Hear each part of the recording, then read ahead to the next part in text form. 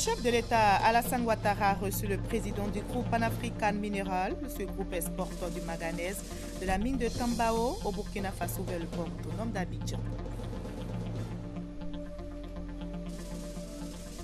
La lutte contre la cherté de la vie s'accentue en Côte d'Ivoire. Le gouvernement en fait sa priorité absolue, plus de 10 jours après les mesures annoncées par le chef de l'État pour améliorer les conditions de vie des populations. Le Premier ministre monte au créneau pour la mise en œuvre de toutes les décisions prises. Les pays de l'Union du fleuve Mano appellent à la solidarité pour vaincre le terrorisme dans la sous-région. Les ministres des pays membres de l'Union du fleuve Mano en conclave à Abidjan réfléchissent à la stratégie à mettre en place. Au Brésil, le nouveau président par intérim a formé son gouvernement. La nouvelle équipe de 23 ministres ne comprend aucune femme. Bonsoir à tous, bienvenue dans le 20h sur RTI1. Commençons tout de suite par le palais présidentiel où le chef de l'État, Alassane Ouattara, a reçu le président du groupe Pan-African Mineral. Ce groupe qui a une mine de manganèse à Tambao au Burkina Faso et qui l'exporte vers le port autonome d'Abidjan est venu parler de ses activités au président de la République. Le reportage de Jérôme Kofi Abolé. L'hôte du jour du président Alassane Ouattara se nomme Franck Timis. Il est le président fondateur du groupe Pan-African Minerals. Le groupe a repris ses activités d'exportation de manganèse de la mine de Tambao au Burkina Faso vers le port d'Abidjan après la levée de la suspension de la licence d'exportation qui l'empêchait d'évacuer sa production.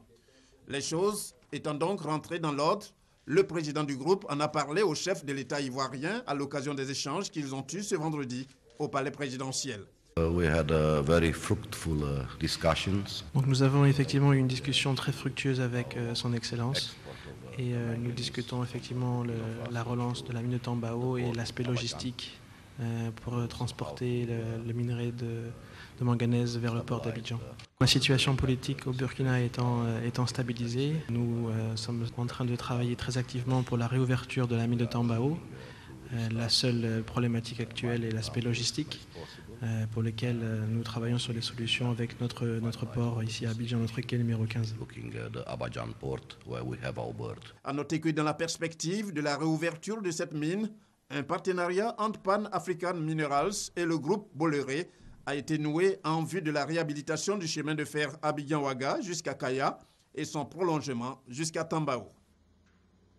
Voilà, je l'annonçais à l'instant, la lutte contre la cherté de la vie s'accentue en Côte d'Ivoire. Le gouvernement en fait sa priorité absolue, plus de 10 jours après les mesures annoncées par le chef de l'État pour améliorer les conditions de vie des populations. Le Premier ministre monte au créneau pour la mise en œuvre de toutes les décisions prises. Le chef du gouvernement ivoirien a dévoilé aujourd'hui même les stratégies mises en place par l'État pour lutter contre la vie chère. Alexis Rouedraogo. 1er mai 2016. Le chef de l'État est face aux travailleurs. Il y a grogne en l'air. Indexer les factures d'électricité. Alassane Ouattara répond. Je sais que vous m'attendiez sur ce sujet. Le fait de voir que les prix augmentent n'est pas normal. Après enquête, nous avons découvert que la décision gouvernementale n'a pas été correctement appliquée. Ce vendredi, pour éclairer davantage les populations, le chef du gouvernement est face à la presse. Daniel Cablon-Duncan explique que s'agissant des tarifs de l'électricité, une mesure d'ajustement tarifaire a été autorisée par le gouvernement lors du Conseil du 24 juin 2015. Les abonnés au tarif social, représentant, il faut le souligner, 40% des abonnés, n'étaient pas concernés par cette mesure d'augmentation tarifaire. Les autres abonnés devraient connaître les ajustements tarifaires en 3 phases. Premièrement, une augmentation de 10% à compter du 1er juillet 2015. Deuxièmement, une augmentation de 5% à compter du 1er juillet 2016. Et enfin, 5% à compter du 1er janvier 2017. Ces dernières phases ne concernant que les abonnés industriels. Cependant, la mise en œuvre posera certains problèmes. Plusieurs abonnés se retrouveront impactés à hauteur de plus de 10%. Le président de la République, son Excellence M. Alassane Ouattara, soucieux du bien-être de ses concitoyens et très à l'écoute de leurs préoccupations, a décidé les mesures d'action suivantes. L'annulation pure et simple de la hausse tarifaire de 5% de janvier 2016 pour tous les abonnés. Deuxièmement, le retour aux anciennes plages horaires pour les abonnés industriels à compter de janvier 2016. Troisièmement, le remboursement des montants payés au-delà des 10% autorisés en juillet 2015, après bien sûr l'annulation de la hausse de 5% de janvier 2016. Le gouvernement s'engage dans les plus brefs délais à mettre en œuvre de façon pragmatique les mesures arrêtées. Et justement, une date a été annoncée à partir du 23 mai prochain. La CIE, la compagnie ivoirienne d'électricité, devra de façon précise donner toutes les informations concernant le remboursement de ses abonnés. On retrouve Alexis Ouedraogo. À compter du 23 mai prochain, la CIE fera la lumière.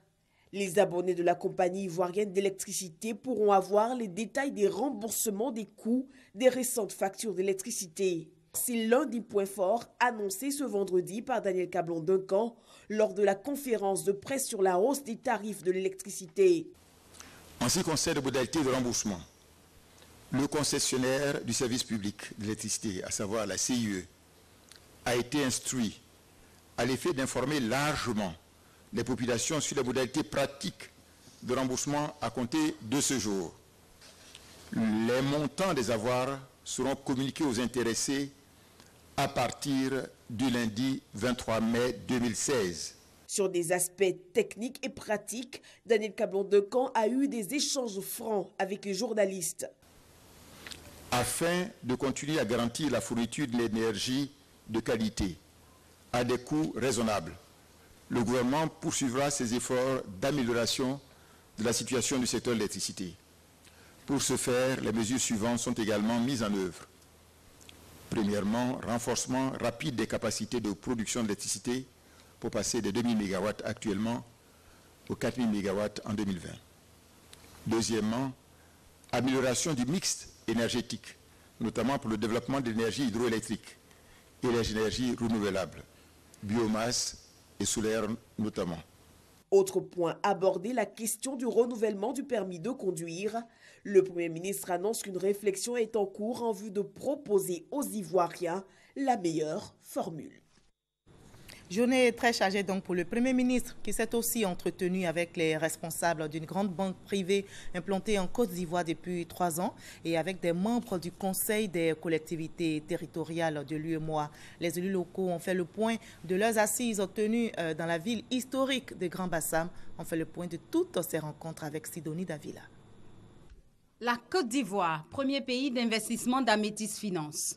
Satisfaits du travail abattu depuis son installation en 2013, les responsables de cette grande banque privée ont exposé au Premier ministre les résultats des premiers investissements ainsi que les projets à venir. Nous avons les 3 dernières années déjà investi plus de 100 milliards de CFA dans le pays. Nous sommes à la création d'un groupe de santé avec 6 cliniques basées en Côte d'Ivoire. Nous avons tout un groupe d'investisseurs qui sont des investisseurs dans Amétis, des investisseurs européens, espagnols, français, belges qui nous ont accompagnés.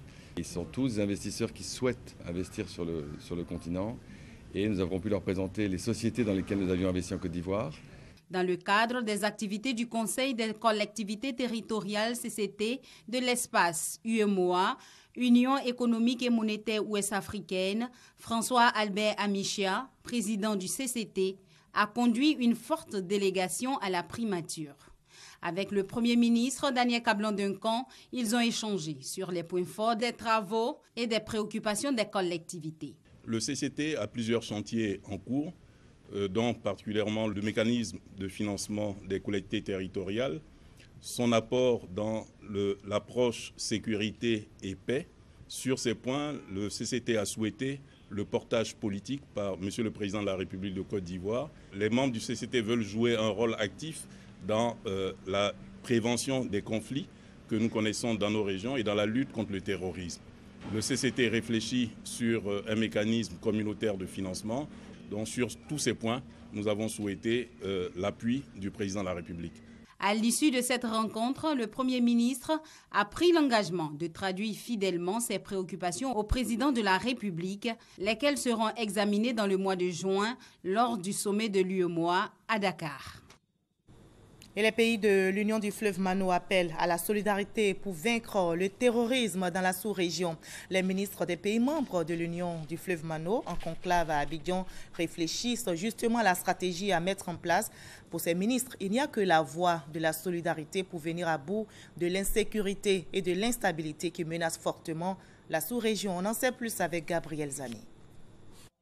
C'est un impératif. Plus que jamais, les pays membres de l'UFM, Union du fleuve Mano, doivent mettre en commun leurs informations, leur expertise pour prévenir les attaques terroristes et les criminels de tout genre. C'est le discours urgent adressé aux pays de l'UFM par Daraba Sarankaba, la secrétaire générale de l'Union. Il est impératif que nous ayons une gouvernance harmonisée dans nos pays. Nous sommes là pour lutter contre ceux qui pourrait mettre en cause non seulement la stabilité de nos États, notre souveraineté, mais notre existence tout court. La coopération aux frontières des pays de l'UFM doit être renforcée. Un mémorandum sur la sécurité maritime est à signer et enfin, une stratégie de lutte commune contre le terrorisme est aussi à adopter. Pour le succès de la démarche solidaire présentée par les experts de l'Union du fleuve Mano, le gouvernement ivoirien prendra ses responsabilités, a assuré Ahmed Bakayoko. Je voudrais vous assurer que le gouvernement de Côte d'Ivoire saura prendre toute la part qui est la sienne dans le succès de ces initiatives qui visent à garantir la stabilité de notre sous-région afin de permettre à nos États de se consacrer à l'essentiel. Au terme de la rencontre, la secrétaire générale de l'UFM s'est inclinée ici sur l'un des sites du drame de Grand Bassam, devenu désormais, par les circonstances du 13 mars, un symbole de résistance face au terrorisme. Dans le domaine agricole, l'anacarde, après 3 mois de campagne, le Conseil du coton et de l'anacarde fait son bilan. 450 000 tonnes de noix de cajou ont été achetées aux producteurs. Le Conseil demande donc aux paysans de miser sur la qualité pour augmenter leur production. Le directeur général a tenu une rencontre aujourd'hui. Il a appelé tous les producteurs à produire des noix de qualité. C'est ce que nous explique Francis Boifo. En 3 mois, ce sont un peu plus de 250 milliards de francs CFA que les producteurs de la noix brute d'anacarde ont empoché sur environ 450 000 tonnes de noix achetées avec un prix moyen au kilo de 550 francs CFA. D'un prix minimum borchant de 350 francs le kilogramme de noix brute en début de campagne, en février, ce prix a évolué jusqu'à 650 francs dans certaines localités. Il oscille actuellement entre 400 et 600 francs CFA selon la qualité de la noix. À la conférence qu'il a animée vendredi pour dresser le bilan à mi-parcours de la filière, le directeur du Conseil du coton et de l'anacarde a invité les paysans à produire des noix selon les exigences du marché international en ce début de saison pluvieuse. Une attention très particulière à nos parents producteurs pour leur demander de bien sécher, bien trier leurs produits et de les mettre dans des sacs vraiment en jute. Et j'ai demandé aussi aux acheteurs de faire en sorte de ne pas inciter les producteurs à les mettre à disposition des produits humides, donc instables, qui peuvent vraiment dégrader la qualité et puis avoir une mauvaise perception de l'origine Côte d'Ivoire. Comme vous savez, les prix, c'est par origine pays. Il a aussi demandé aux exportateurs de laisser le marché, le rapport de l'offre et la demande déterminer le prix et d'éviter de vouloir avoir des accords pour pouvoir imposer un prix aux producteurs. Des recommandations pour permettre aux producteurs d'augmenter leurs revenus et rattraper le retard enregistré par la Côte d'Ivoire sur ces 3 derniers mois. Environ 450 000 tonnes de noix brutes achetées contre 530 000 en 2015 à la même période. Pour Malamine Sanogo, cette baisse de 19% est due à un retard de la maturité des noix. Il ajoute que des efforts seront faits pour permettre à la Côte d'Ivoire de maintenir sa place de premier producteur mondial de noix de cajou. En 2015, le pays a produit plus de 700 000 tonnes. La ministre de la Solidarité, de la Cohésion sociale et de l'indemnisation des victimes de guerre est en mission au Ghana. La ministre Maria Toukone a rencontré les Ivoiriens en exil dans ce pays depuis la crise post-électorale de 2011. Elle leur a demandé de revenir dans leur pays et des dispositions sont prises pour leur retour. C'est ce que nous dit Christelle Menant. Accra, ce 12 mai 2016, l'ex-ministre de la Défense, Bertin Kadé, s'adresse aux réfugiés ivoiriens venus écouter Mariatou Koné, ministre de la Solidarité, de la Cohésion sociale et de l'indemnisation des victimes, en visite dans les camps de réfugiés du Ghana. Ce que je voudrais vous dire, tout responsable politique ne peut pas dire à des réfugiés restez dans le pays où vous êtes réfugié, n'allez pas chez vous. Si quelqu'un vous dit ça, c'est qu'il n'est pas responsable. Il s'est aussi exprimé, Ouachaka Djebo, ex-membre de la Galaxie patriotique. Le pays nous manque. Oui, nous sommes Ivoiriens, le pays nous manque. Nous sommes condamnés à vivre ensemble. Vous êtes venus, vous avez la démarche humble et respectueuse vis-à-vis de nous. Nous vous remercions. Nous sommes ouverts au dialogue, Madame la ministre. Et il faut associer tous les fils de Côte d'Ivoire pour la reconstruction et la recherche de la paix. Donc nous sommes ouverts au dialogue. Nous allons vous aider. Mais pourvu que toutes nos démarches et nos discussions soient revêtues de sincérité. Sincérité, c'est l'esprit qui a prévalu lorsque les réfugiés présents ont exprimé leurs préoccupations. Avant de les rassurer sur ces points, avec les représentants des différents ministères membres de la délégation, la ministre Mariatou Koné a tenu à rappeler aux uns et aux autres leur lien commun, la patrie ivoirienne. Sachez que je suis venue pour parler à des Ivoiriens, à mes frères et sœurs ivoiriens. Je ne suis pas venue parler à un groupe ethnique. Je ne suis pas venue parler à un groupe politique. Je ne suis pas venu parler à un groupe religieux. Je suis venu parler à des Ivoiriens.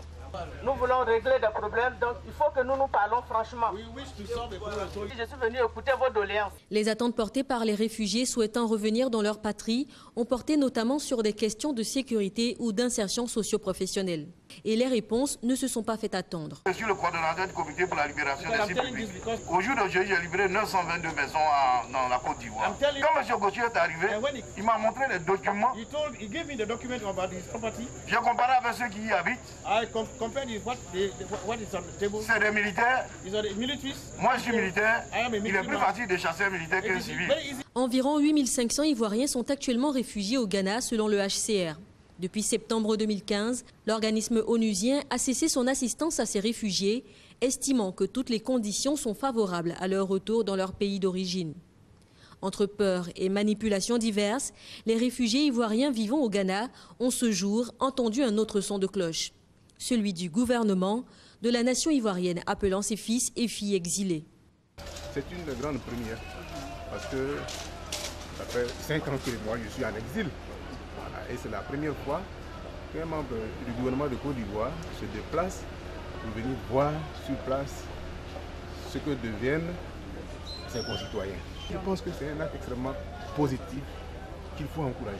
Le Ghana est la deuxième étape d'une tournée entreprise par Mariatou Koné, précédemment en visite au Libéria. Cette tournée devrait prochainement la conduire dans d'autres pays accueillant les réfugiés ivoiriens de la crise post-électorale de 2011. Les villes et communes de Côte d'Ivoire doivent changer de visage. Elles doivent être débarrassées des déchets ménagers, des eaux usées, des sachets plastiques et des installations anarchiques. L'appel est lancé par la ministre de la Salubrité urbaine et de l'assainissement. Anne-Désirée Oloto dénonce l'insalubrité généralisée dans toutes les villes. Mais comment résoudre la question? Elle annonce l'appui du gouvernement pour restaurer l'image des villes et communes. Ami Sissoko. Les ordures ménagères ont refait surface dans les villes d'Abidjan et de l'intérieur du pays. Une situation qui ne sera plus tolérée par le gouvernement et qui en appelle au civisme des populations. Ce qu'il nous faut aujourd'hui, c'est changer de comportement. Changer de comportement pour faciliter la tâche à l'État. C'est cela l'intérêt de cette communication qui consiste à appeler tous les Ivoiriens à être des Ivoiriens nouveaux, en ayant un comportement citoyen, en ayant un comportement civique. Imaginez le nombre d'Ivoiriens que nous sommes sur Abidjan. Si chacun doit jeter un mouchoir par terre tous les jours, c'est ce qui nous donne de voir ce constat-là. Cette triste réalité qui ne nous honore pas du tout. Pour donner fière allure à la Côte d'Ivoire, Tous les ans, la première semaine du mois d'août sera consacrée à la propriété. La sensibilisation se poursuivra. Elle sera ponctuée par des contrôles devant les domiciles et dans les quartiers. Et tout récalcitrant sera interpellé. Nous n'allons pas continuer pendant longtemps de sensibiliser. On va sensibiliser. Ceux qui veulent bien changer vont aider, n'est-ce pas, à aller de l'avant. Mais que ferons-nous des récalcitrants? C'est la sanction qui va s'appliquer dans ces cas-là. Ce ne sera plus la sanction du seul ministère de la Salubrité urbaine et de l'assainissement. Ce sera la sanction du gouvernement. Ne plus voir les ordures qui jonchent les rues, une tâche difficile pour le seul ministère de la Salubrité urbaine et de l'assainissement. Le président de la République, Alassane Ouattara, a donc instruit tous les ministres à s'impliquer dans cette lutte contre l'insalubrité qui va coûter pour l'année 2016 plus de 18 milliards de francs CFA. Le secteur des eaux et forêts doit être assaini selon le ministre Louis-André Dakouri-Tablé. Pour lui, ce quatrième pilier de l'émergence de la Côte d'Ivoire est gangréné par des mots comme le racket. Eh bien, pour lutter contre les mots qui minent les eaux et forêts, il envisage de lancer une campagne de moralisation et de normalisation sur tout le territoire. Léon Bro. Yamoussoukro, première étape de la campagne de moralisation et de normalisation du secteur des eaux et forêts. Agent des directions régionales du Bélier, Beké et Poro, unanime avec la tutelle sur le racket et le laxisme face au phénomène tel le sillage à façon qui représente plus de 22 milliards de francs CFA de pertes par an pour l'État, en plus de détruire les forêts. Unanimité aussi sur la faiblesse de la police des faunes et des flores dans un contexte de corruption généralisée. Si nous arrêtons des gens qui défrichent, et ces gens-là, lorsque nous dressons des procès-verbaux contre eux, ils sont relaxés. Pour une meilleure gestion de chaque secteur, des recettes du ministre Dakouri-Tablé, éclatement du ministère en 3 directions générales chargées respectivement de la forêt, la faune et la flore, passage de 12 à 31 directions régionales des eaux et forêts. J'ai rencontré les préfets, les chefs coutumiers, tous ceux qui sont acteurs dans les problèmes de forêt. Voilà, parce que souvent mes agents ont des problèmes avec les autorités. Ils veulent faire leur travail et au nom d'autres critères, d'autres considérations, on les en empêche. Donc il va falloir tirer ça au clair. Dans l'immédiat, le ministre informel, gestionnaire et protecteur des eaux et forêts doivent changer de comportement. L'espace des eaux, des forêts et de la faune, c'est vraiment les éléments vitaux de la nation. Il faut qu'ils se ressaisissent. Pour ce message, Louis-André Dakouri-Tablé va visiter les 9 autres directions régionales des eaux et forêts. Dans ces zones, le ministre mettra également l'accent sur la protection et la reconstitution du couvert forestier par le reboisement, comme ici à Yamoussoukro. La Fondation africaine pour l'entrepreneuriat et le développement économique initie une formation au bénéfice de 400 jeunes ivoiriens. La formation est gratuite, elle porte sur l'entrepreneuriat bien sûr et elle est initiée grâce notamment à la BAD, la Banque africaine de développement. Explication avec Noël Nyagno. Lossi Kouadio Ferdinand, technicien supérieur en agronomie, est l'un des heureux élus à la formation Entreprendre à 0 francs. Un concept qui s'explique. Pour entreprendre, c'est d'abord la volonté de vouloir faire quelque chose et puis d'être initié à cette réalité-là. Et une fois que vous avez fini, quand vous passez à la phase de croissance, c'est là en général qu'on a besoin de beaucoup d'argent. Il faut très peu de choses pour démarrer une initiative d'emploi, d'auto-emploi surtout. Et donc à notre niveau, au sein de l'agence emploi jeune, les prestations d'accompagnement sont gratuites. Comme Lossi Kouadio, ils sont 400 jeunes bénéficiaires, potentiels entrepreneurs à s'être inscrits via Internet sur 2000 postulants. Durée de la formation, 72 heures dans les locaux de la Banque africaine de développement, BAD. Le contenu de la formation, donner aux bénéficiaires les rudiments qui feront d'eux des entrepreneurs émérites de demain. Favoriser la formation de ces jeunes va permettre de leur inculquer dès le départ une autre façon de voir les choses, une autre façon de penser les choses, et puis mieux constituer leur projet. Aujourd'hui, il ne s'agira pas, pour ceux qui veulent commencer à 0 francs, de partir sur une idée qui ne répond pas à un besoin. Donc on va leur apprendre dans un premier temps à détecter une opportunité réelle qui répond à un besoin dans leur environnement immédiat, puis ensuite à mettre en œuvre cette opportunité à travers un système d'entreprise qui commence à une étape 0 franc pour grandir. Fait singulier pour la présente formation, la BAD est prête à financer les projets. Nous avons déjà commencé avec plus d'$1 million de financement pour les jeunes entrepreneurs. Nous continuons aujourd'hui parce que l'aspect formation est très important.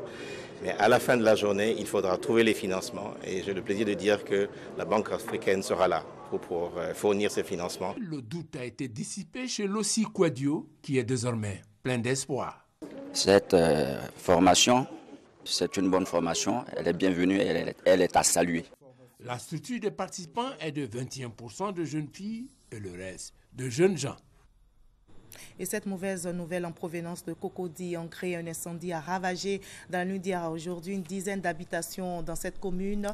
Parmi les maisons incendiées, on enregistre celle du président de l'Union nationale des journalistes de Côte d'Ivoire, Moussa Traoré. Selon des témoins, l'incendie a été causé par une bougie dans un studio situé à proximité du domicile du président de l'UNJCI 6 à Angré, cité Fondasso.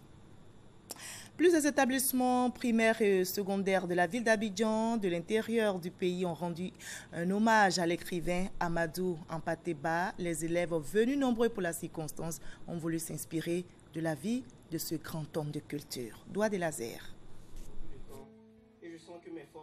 Des contes et des histoires de l'écrivain Amadou Hampâté-Bâ rappelés par les élèves du primaire et du secondaire.